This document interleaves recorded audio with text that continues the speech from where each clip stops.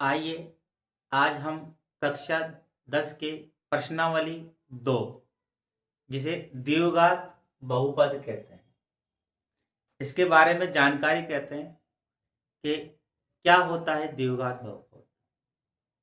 वह बहुपद जिसकी अधिकतम घात 2 होती है उसे द्विघात बहुपद कहते हैं। सबसे पहला सवाल द्विघात बहुपद का बोर्ड एग्जाम में 1 नंबर का जो बनता है वो ये बनता है कि द्विघात बहुपद का मानक रूप या व्यापक रूप क्या होता है।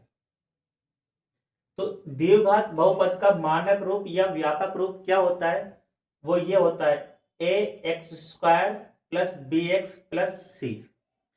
ये कई बार प्रतियोगिता परीक्षा में भी पूछ लिया गया है कि द्विघात बहुपद का मानक रूप या व्यापक रूप क्या होता है। ये इसका व्यापक रूप या मानक रूप होता है। इसका मतलब ये द्विघात बहुपद इस तरीके से बनी हुई होती है। आइए समझते हैं। ए बराबर 0 नहीं, बराबर के चिन्ह को काट रखा है, इसका मतलब यह है ए का मान 0 नहीं होगा। क्यों नहीं होगा? यदि ए का मान 0 होगा तो 0 को एक्स स्क्वायर से गुणा करते हैं तो 0 बन जाएगा।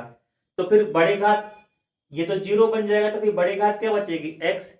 तो फिर ये द्विघात बहुपद नहीं होगा, फिर ये रैखिक बहुपद कहलाएगा। इसलिए ए का मान 0 नहीं होगा। ए बी सी वास्तविक संख्या होगी। रियल नंबर वास्तविक संख्या परिमेय और अपरिमेय संख्याओं का समूह होता है। देखिए अब ए को समझते हैं। ए को क्या कहते हैं, किस प्रकार से निकाला जाता है? ए को कहते हैं एक्स स्क्वायर की संख्या, जिसे गुणांक कहा जाता है। एक्स स्क्वायर के साथ में जो भी नंबर आता है उसे गुणांक कहते हैं, यानी वो संख्या जो होगी एक्स स्क्वायर के साथ में उसे ए कहा जाएगा। एक्स की संख्या को क्या कहते हैं? गुणांक कहेंगे, इसको बी कहा जाएगा। यानी बी का मान कैसे निकालेंगे? एक्स की संख्या होगी उसे बी कहेंगे। सी का मतलब होता है अचर यानी नंबर। आइए हम एग्जाम्पल के द्वारा समझते हैं। ये सवाल आपको दिया गया है।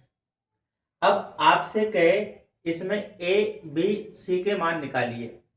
तो देखिए ए क्या होता है? एक्स स्क्वायर की संख्या, ये रहा एक्स स्क्वायर। इसकी संख्या कितनी है? 5, तो ए का मान हो जाएगा 5।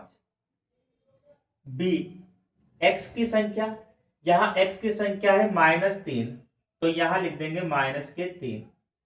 सी होता है अचर या नंबर, नंबर कितना है? 2, तो ये 2। तो ये अपन ने ए बी सी के मान निकाल लिए, इसे गुणांक कहते हैं।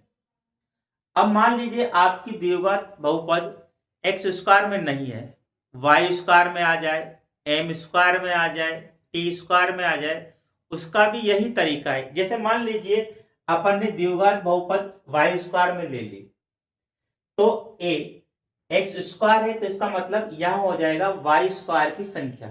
तो वाई स्क्वायर ये रहा, इसके आगे कोई नंबर नहीं है। यदि किसी संख्या के आगे कोई नंबर नहीं होता तो उसे एक मानते हैं। जैसे मेरे पास ये मार्कर है, अब आपसे पूछा जाए कितने मार्कर है, तो आप कहोगे कि एक मार्कर है, तो इसके आगे एक लगा हुआ नहीं है लेकिन एक मानते हैं। ऐसे ही एक्स वाई स्क्वायर है, इसके आगे कोई संख्या नहीं है तो एक मानते हैं, तो ये एक आ जाएगा। और चिन्ह का लगा हुआ है माइनस का, तो ए का मान आ जाएगा -1। बी होता है एक्स की संख्या, यानी बिना घात वाली। अब यहां समीकरण वाई में है तो बी का मान वाई वाली हो जाएगी, कितना? 3।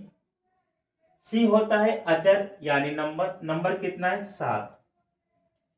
ए बी और सी को द्विघात बहुपद का गुणांक कहते हैं।